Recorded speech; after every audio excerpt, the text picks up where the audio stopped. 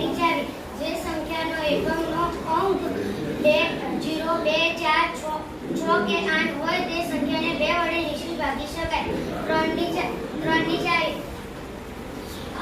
આપેલી સંખ્યાના અંકોનો સરવાળો કરો. આ સરવાળો 3 ના ઘડિયામાં આવે તો તે સંખ્યાને 3 વડે નિશ્ચિત ભાગી શકાય. 5 ની ચાવી. જે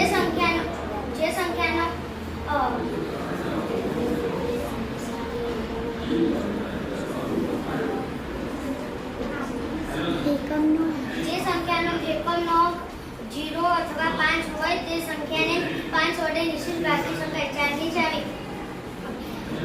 આપેલી સંખ્યાનો એકમ અને દશકના અંકથી બનતી સંખ્યાને 4 વડે ભાગી શકાય તો તે સંખ્યાને 4 વડે નિશ્ચિત ભાગી શકાય. 6 ની ચાવી.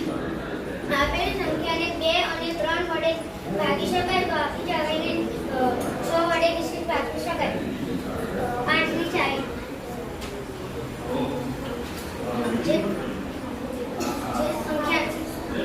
આપેલી સંખ્યાનો એકમ દશક અને 100 ના અંકથી બનતી સંખ્યાને 8 વડે ભાગી શકાય તો તે સંખ્યાને 8 વડે નિશ્ચિત ભાગી શકાય.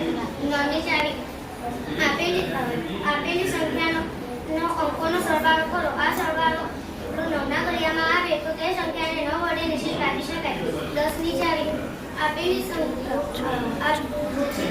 જે સંખ્યાને જો કોઈ એકમનો અંક 0 હોય જે સંખ્યાનો